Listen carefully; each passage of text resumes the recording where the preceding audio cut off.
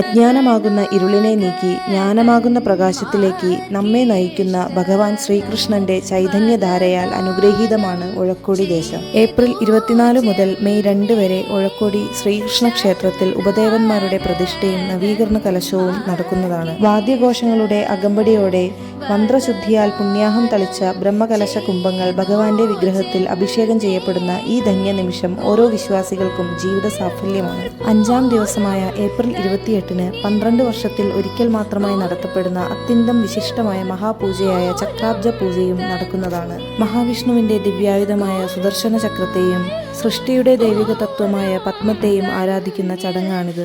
ക്ഷേത്രത്തിലെ ദൈവചൈതന്യം പുതുക്കി ശക്തിപ്പെടുത്തുകയും ലോകക്ഷേമവും ഭക്തജനങ്ങളുടെ ഐശ്വര്യ, ആരോഗ്യ, ശാന്തിയും പ്രാപിക്കണമെന്ന പ്രാർത്ഥനയോടുകൂടിയാണ് ഈ പൂജ നടത്തുന്നത്.